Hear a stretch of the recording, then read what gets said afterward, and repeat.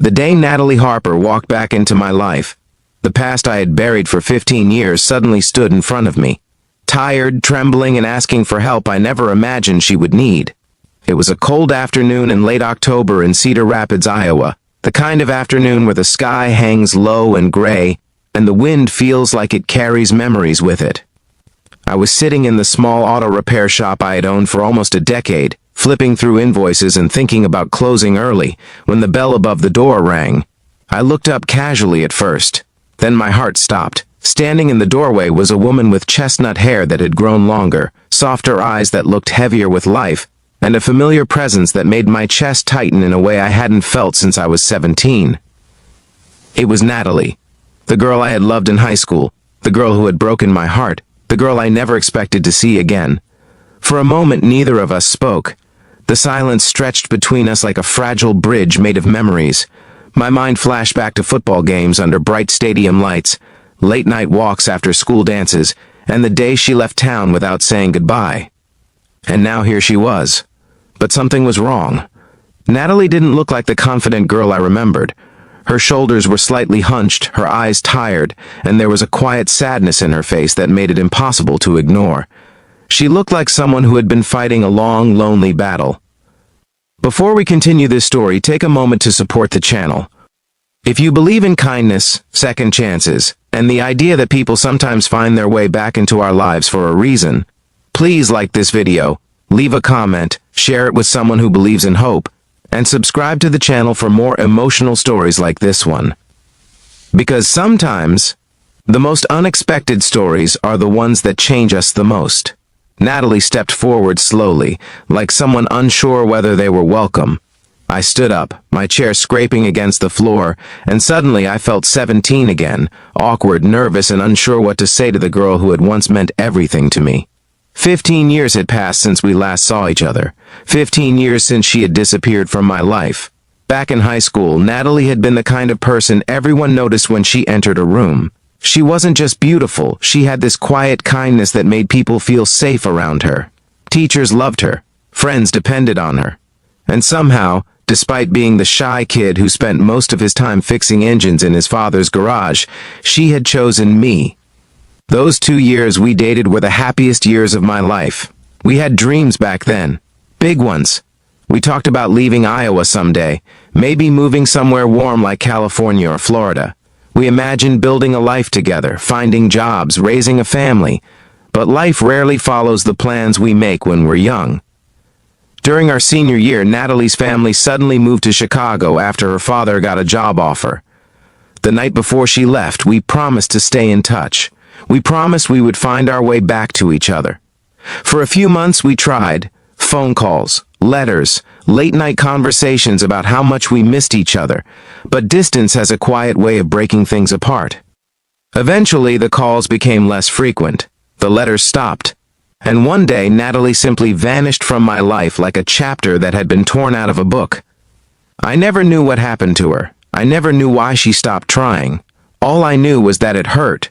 And slowly, over the years, I learned to live without the answers. Now she stood in front of me again.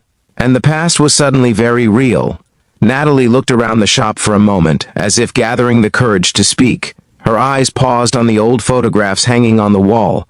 Pictures of my father, the man who had taught me how to fix engines and how to survive heartbreak without letting it turn you bitter. Then her gaze returned to me. There was something in her eyes that made my chest tighten. It wasn't nostalgia, it was desperation. Natalie took a slow breath before finally explaining why she had come. Her marriage was falling apart. For the past 10 years, she had been married to a man named Brian, a successful real estate developer who seemed perfect when they first met. He was charming, ambitious, and financially stable. But behind closed doors, things were very different. Brian was controlling, cold. And slowly, over the years, he had turned Natalie's life into something that felt more like a cage than a marriage. At first, it was small things, criticizing her choices, deciding who she could spend time with, controlling the finances. Then the arguments started. Then the threats. Eventually, Natalie realized she was living in a relationship where love had been replaced by fear. She tried to leave once before. Brian had convinced her to stay. But now she was finally ready to end it. There was just one problem. Brian had money, power, connections, and he was determined to make the divorce as painful as possible. Natalie explained that she needed someone she could trust, someone who would help her stand strong through the legal battle and emotional chaos that was coming. And somehow, after all these years, the person she thought of was me, the boy she had once loved, the man she had once left behind. Listening to her story felt like standing in the middle of two different timelines. Part of me remembered the girl who used to sit next to me at football games, laughing under the stadium lights. Another part of me saw the woman in front of me now, tired, vulnerable, but finally ready to fight for her freedom. I couldn't pretend the past didn't matter. For years I had wondered why she disappeared, why she stopped calling, why she never tried to find me again. But as Natalie stood there, explaining the mistakes she had made and the life she wished she could undo, I realized something important. Life had been just as hard for her as it had been for me, maybe harder. Natalie admitted that after moving to Chicago, everything in her life changed quickly. New school, new friends, family pressure, and the overwhelming distance between us had slowly pushed her toward a different path. By the time she realized she had lost something truly special, it was already too late. Or at least, she thought it was. Standing there in my repair shop, she wasn't asking for love. She wasn't asking to go back to the past. She was simply asking for help, someone to believe in her while she fought for her future. And in that moment, I realized something that surprised even me. The pain I had carried for 15 years wasn't anger anymore. It was just a memory. So I told her I would help, not because of what we once had, but because the girl who used to believe in me all those years ago deserved someone who believed in her now. Over the next several months, Natalie's life became a storm. Lawyers, court hearings, endless paperwork. Brian fought the divorce with everything he had. He tried to intimidate her, manipulate the process, and drag out every detail in hopes that she would eventually give up. But Natalie didn't quit. Every time things felt overwhelming, she came by the shop and sat in the old chair next to my desk. Sometimes we talked, sometimes we just sat in silence. But slowly, something began to change. Natalie started to smile again. The tired look in her eyes slowly faded. And the woman I had once loved, the strong, kind, hopeful Natalie, began to return. One evening after a particularly exhausting court hearing, Natalie stayed late at the shop while I finished working on an engine. The garage was quiet except for the hum of the lights and the soft tapping of tools. When I finally looked up, she was watching me with a small, thoughtful smile. It was the same smile she used to give me in high school, the kind that made the whole world feel lighter. In that moment, I realized something unexpected. Sometimes life doesn't give us the story we planned. Sometimes people leave. Sometimes they come back broken. But every once in a while, life gives us a second chance to write a different ending. Before we reach the ending of this story, I have a special request for you.